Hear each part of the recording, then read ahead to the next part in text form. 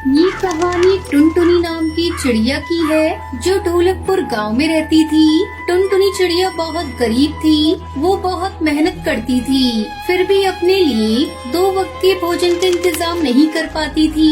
एक बार अपनी गरीबी से तंग आकर टुनटुनी चिड़िया सोचती है, अब मैं इस गरीबी से तंग आ गई हूँ। अब तो भगवान ही मेरी मदद करेंगे, नहीं तो आज मैं इस मंदिर में ही अपना सर पटक पटक कर जान दे दूंगी। ऐसा सोचकर टुनटुनी चिड़िया मंदिर में जाकर भगवान की मूर्ति के सामने अपना सर पटकने लगती है। टुनटुनी को ऐसा करता देख अचानक एक साधु वहाँ आ जाते हैं। अरे बेटा, तुम्हारे जीवन में ऐसा क्या दुख है कि तुम ईश्वर के सामने अपना सर पटक रही हो? अगर तुम्हें कोई कष्ट है तो मुझे बताओ, मैं तुम्हारी हर संभव मदद करने का प्रयास करूँगा। साधु की बात सुनकर टुनटुनी चिड़िया साधु को अपनी गरीबी और लाचारी के बारे में बताने लगती है। मैं बहुत गरीब हूँ महाराज, बचपन से ही मैं अनाथ हूँ, किंतु मैंने कभी भी हार नहीं मानी। दिन भर मेहनत करने के बाद भी मुझे 2 वक्त का भोजन नसीब नहीं होता। अब मैं इस जीवन से तंग आ गई हूँ। अब या तो ईश्वर मुझे इस गरीबी से मुक्ति दिलाए या फिर मुझे अपने पास बुला ले। टुनटुनी की बात सुनकर साधु महाराज को बहुत दुख होता है और वो उसे समझाने लगते हैं। देखो टुनटुनी, दुख तो हर जीव के जीवन में होता है, लेकिन हमें उससे घबराकर कभी भी हार नहीं माननी चाहिए। बेटी, हिम्मत रख। यूं परिस्थितियों से घबराकर तुम्हें अपनी जान देने के बारे में नहीं सोचना चाहिए। अब मैं और नहीं कर सकती साधु महाराज, मेरी हिम्मत जवाब दे चुकी है। साधु महाराज के बार बार समझाने पर भी टुनटुनी उनकी बात नहीं समझती है। अंत में साधु महाराज टुनटुनी से कहते हैं, देखो टुनटुनी, इस संसार में बिना श्रम के कुछ भी नहीं मिलता है। तुम्हारी समस्या का समाधान तो मेरे पास है, किंतु उसके लिए भी तुम्हें मेहनत तो करनी ही पड़ेगी। मैं श्रम करने के लिए तैयार हूँ महाराज, बस आप मेरी समस्या का समाधान बताएं। टुनटुनी, ये मिट्टी का कटोरा है, इसे कोई साधारण कटोरा मत समझना। अब तुम बस सबसे बड़े दान की तलाश करो, उसके स्पर्श से तुम्हारा ये कटोरा सोने के कटोरे में बदल जाएगा और उसी पल तुम्हारी गरीबी और भुखमरी समाप्त होकर तुम्हारे जीवन में सुख और अमीरी आ जाएगी। क्या आप सच कह रहे हैं महाराज? अगर ऐसा है तो मैं आज उस महादानी पक्षी की तलाश में निकल जाती हूँ। अवश्य मुझे कोई न कोई दानवीर पक्षी मिल ही जाएगा। ये तो बड़ा सरल सा कार्य है। महाराज से मिट्टी का कटोरा लेकर टुनटुनी किसी दानी पक्षी की तलाश में निकल जाती है। मंदिर में मैंने बहुत से पूजा पाठ और दान पुण्य करने वाले पशु पक्षियों को देखा है। अवश्य ही मुझे वहाँ कोई दानी मिल जाएगा जिससे मेरा कटोरा सोने के कटोरे में बदल जाएगा। ऐसा सोचकर टुनटुनी मंदिर की सीढ़ियों में जाकर बैठ जाती है। शाम ढलने को होती है, तभी उसे एक कबूतर दिखाई पड़ता है जो अपने साथ लाया हुआ भोजन गरीब पक्षियों को बांट रहा था। अरे वाह, भोजन कराना तो बहुत ही पुण्य का कार्य है। जरूर इस कबूतर के स्पर्श से मेरा ये मिट्टी का कटोरा सोने का हो जाएगा और उसके बाद मेरे जीवन की सारी तकलीफें खत्म हो जाएंगी। ऐसा सोचकर टुनटुनी चिड़िया खुशी खुशी कबूतर के पास पहुंच जाती है और कटोरे में थोड़ा भोजन ले लेती है, लेकिन कबूतर के स्पर्श से भी उसका कटोरा सोने का नहीं होता है। ऐसा कैसे हो सकता है? क्या भूखे को भोजन कराना दान नहीं है? ये तो सबसे बड़ा दान होता है। टुनटुनी ऐसा सोच ही रही होती है कि तभी पास ही में 2 तोते की बात करने की आवाज उसके कानों में पड़ती है। अरे भाई, भगवान भला करे इस कबूतर का, आज तो ये दिल खोलकर सबको दान कर रहा है। अरे भाई, किसी गलतफहमी में मत रहना, ये कोई दान वान नहीं कर रहा है। ये तो अपने बेटे के जन्मदिन में बचा हुआ भोजन यहाँ बांट रहा है ताकि इसे उस भोजन को फेंकना न पड़े। हाँ भला, ये कोई दान हुआ? अनुपयोगी वस्तु का दान भी भला कोई दान होता है?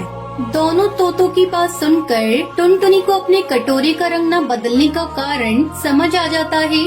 हो सकता है, शायद इसलिए मेरी कटोरी का रंग नहीं बदला है। मंदिर से निकलकर टुनटुनी अब किसी और दानी की खोज में निकल जाती है। काफी दूर तक उड़ने के बाद उसे कड़कनाथ सेठ का घर दिखाई पड़ता है, जहाँ पर काफी भीड़ लगी हुई थी।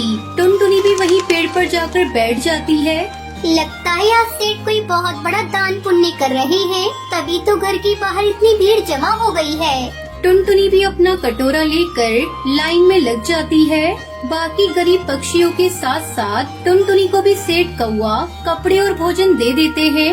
अरे इतने बड़े दानी सेठ कौवे के छूने से भी मेरी कटोरी का रंग नहीं बदला।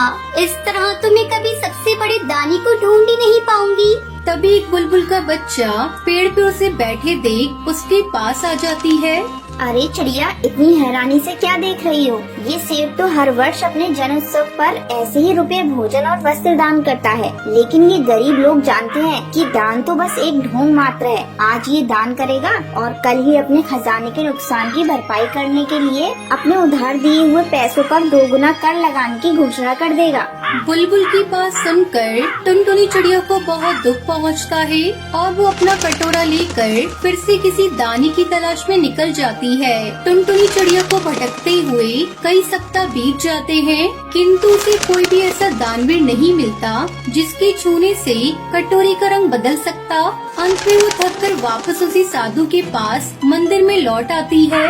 महाराज, मैं तो थक गई। आपके कहे अनुसार मैंने जंगल, शहर, धनी पक्षी हर स्थान पर तलाश किया, किंतु मुझे ऐसा कोई पक्षी नहीं मिला जिसके छूने से मेरा कटोरा सुनहरा हो सकता। अब तो आप ही मुझे उपाय बताएं।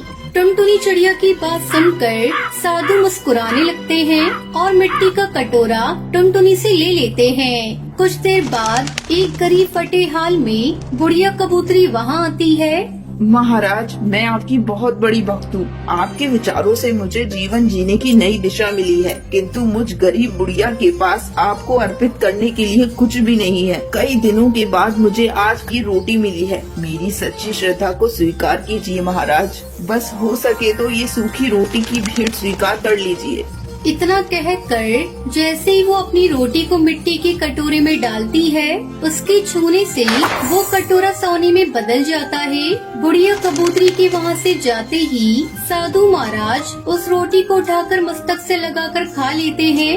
महाराज, इतने सारे दानवीरों के छूने से ये कटोरा सोने का नहीं बना, सिर्फ ये सूखी रोटी और गरीब के छूने से ये कटोरा सुनहरा हो गया। आखिर इसका भेद क्या है? कृपया आप मुझे बताएं। देखो टुनटुनी, जितने भी दानवीर अपनी श्रद्धा के अनुरूप कम या ज्यादा दान करके गए, इस दान के पीछे उन सभी का स्वार्थ ही था। किसी ने अपना बचा कुचा खाना दान दिया तो किसी ने अपने फायदे के लिए कपड़े, किंतु वास्तव में सबसे बड़ा दान वही है जो निस्वार्थ भाव से बिना अपना फायदा सोचे किया जाए। उस बुढ़िया कबूतरी के पास एक ही रोटी थी। वो चाहती तो पहले अपना पेट भर सकती थी, किंतु उसने अपने बारे में न सोचकर ये रोटी मुझे दान कर दी। इसलिए मेरे लिए उसका दान ही महादान है। कोई भी दान उसकी कीमत से बड़ा नहीं होता, बल्कि उसे किस भावना से दिया गया उससे वो बड़ा या छोटा होता है। आपने मेरी आंखें खोल दी महाराज। आप तो महाज्ञानी हैं। अब मैं भी स्वयं से ऊपर उठकर सबके भले के बारे में सोचूंगी। अब इस सोने की कटोरी की मुझे जरूरत नहीं। मुझे अपने जीवन को सुनहरा बनाना है। आपका बहुत बहुत धन्यवाद। इतना कहकर टुनटुनी चिड़िया वहाँ से जाने लगती है।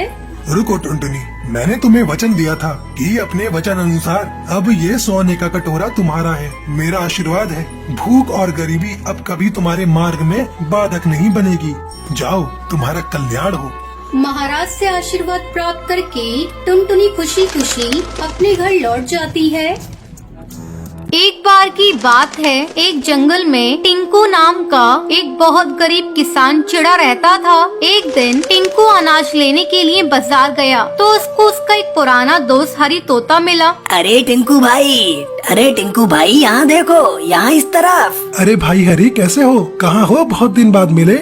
बेटे की शादी के लिए रिश्ता पक्का करने गया था। बहुत अच्छा रिश्ता मिला है। अच्छा, रीना तोती इतनी बड़ी हो गई, शादी लायक हो गई। हाँ, अब तो रीना 16 की हो गई है। शादी का समय आ ही गया है। इतना अच्छा रिश्ता मिला था तो शहर जाकर बात पक्की करके आया हूँ। भाई हरी, क्या बात कर रहे हो? रीना तो अभी नाबालिग है, तुम उसकी शादी इतनी जल्दी क्यों करवा रहे हो? कोई बात नहीं, 2 साल में बालिग हो जाएगी। अरे रिश्ता पक्का करके आया हूँ और 2 साल बाद रीना को उनके घर भेज दूंगा। इतना अच्छा मौका कोई नहीं छोड़ता। अरे भला तू बता, तेरी बेटी टुनटुनी चिड़िया कैसी है? वो भी तो बड़ी हो गई होगी। कितनी उम्र हो गई उसकी? की? टुनटुनी तो 18 बरस की हो गई है। अच्छा, चिड़िया बालिग हो गई है। तो शादी का क्या सोचा तूने? शादी ना बाबा, टुनटुनी पढ़ने में बहुत होशियार है। उसकी इच्छा है कि वो डॉक्टरी की पढ़ाई करे, इसलिए मैं उसकी शादी अभी नहीं कर रहा।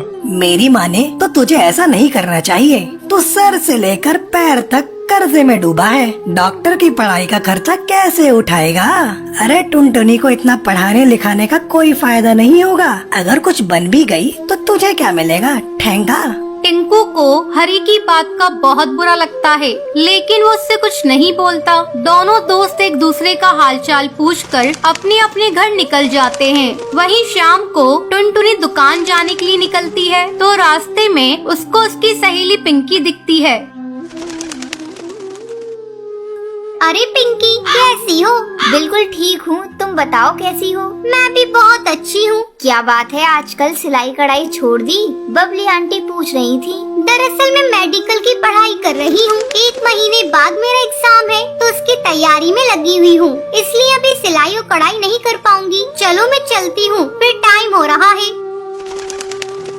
टुनटुनी दिन रात मन लगाकर पढ़ती है और एग्जाम की तैयारी करती है। कुछ दिनों बाद कुछ लोग टुनटुनी के घर आते हैं और बाहर से चिल्लाने लगते हैं। टिंकू, ओ टिंकू, बाहर निकल। ये मैं क्या सुन रहा हूँ? बेटी बड़ी हो गई और तू अभी तक उसकी शादी नहीं कर रहा? टिंकू बाहर आता है और बोलता है, शांत हो जाओ भाई, शांत हो जाओ। मेरी बेटी को मैं पढ़ाऊं या शादी करवाऊं, तुम सबको क्या आफत आन पड़ी? मेरा बेटा 10वीं पास है और अगले साल 20 का हो जाएगा। तू कहे तो टुनटुनी की शादी उससे करवा देते हैं। अरे भाई, तुम लोग मेरी बेटी की शादी के पीछे क्यों पड़े हो? मुझे उसको डॉक्टर बनाना है, वो अभी शादी नहीं करेगी। राम राम राम, क्या बात कर रहा है? लड़की को पढ़ा रहा है? ना तेरे पास पैसे, ना रहने को ठीक सा घर, और इतना बड़ा मेडिकल का खर्चा। तेरे को पता भी है तू क्या सपने देख रहा है? परिंदे को उतने ही पैर फैलाने चाहिए जितनी उसकी चादर हो। देखो भाइयों, मुझे सब चीजों का पता है। मैंने बैंक से लोन ले रखा है। मेरी बेटी जब डॉक्टर बन जाएगी तो सारा लोन चुका देगी। तुम सब देखना, वो एक बहुत बड़ा मुकाम हासिल करेगी और तुम सबकी बोलती बंद कर देगी।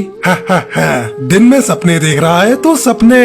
ये भी 1 महीने बाद तेरी बेटी का रिजल्ट आता है और अगर वो पास नहीं हुई तो तेरी शक्ल देखने लायक होगी। तब तक तो मेरा बेटा भी नहीं बचेगा शादी के लिए। इतना बोलकर सभी वहाँ से चले जाते हैं। घर के अंदर से टुनटुनी सबकी बातें सुन रही होती है। टुनटुनी को बहुत दुख होता है, उसके पिता के साथ लोग इस तरह का बर्ताव कर रहे हैं। टुनटुनी दिन रात मेहनत करती है और एग्जाम के लिए खूब पढ़ती है। एग्जाम देने के बाद उस दिन टुनटुनी का रिजल्ट आने वाला होता है। टिंकू भागता हुआ अपने घर आता है और चिल्लाता है, टुनटुनी, अरे टुनटुनी, अरे बेटी टुनटुनी, किधर हो? क्या हुआ पिताजी? तेरा नाम आ गया बेटी, देख लिस्ट में तेरा नाम आ गया। यही नहीं, तुझे 25 लाख की स्कॉलरशिप मिली है, पूरे 25 लाख की। अरे अरे, मैं तो फूला नहीं समा रहा। इस पूरे जंगल में इतने पैसे कभी किसी ने देखे नहीं होंगे जितने की तुझे स्कॉलरशिप मिली है।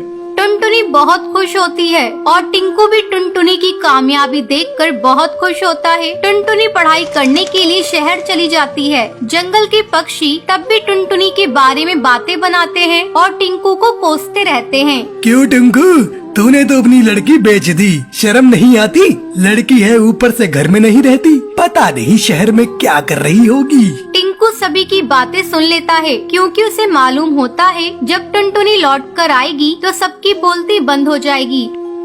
टुनटुनी जंगल वापस लौट कर आती है। उसे जंगल वाले देखते हैं तो हैरान रह जाते हैं। टुनटुनी को छोड़ने करीबन 4-5 पक्षी की टीम आई होती है। टुनटुनी एक हवाई मोटर से उतरती है और सभी जंगल वाले उसे घूरते रहते हैं। अपनी बेटी की ठाट बाट देखकर टिंकू का सीना चौड़ा हो जाता है और सर गर्व से ऊंचा हो जाता है। टुनटुनी साबित कर देती है, अगर मन लगाकर कुछ ठान लिया जाए तो सब कुछ हासिल हो सकता है। तो ये थी आज की कहानी। क्या आपको पता है टूनी चिड़िया की मौत कैसे हुई थी? अगर आपको पता है तो आप हमें कमेंट करके जरूर बताएं।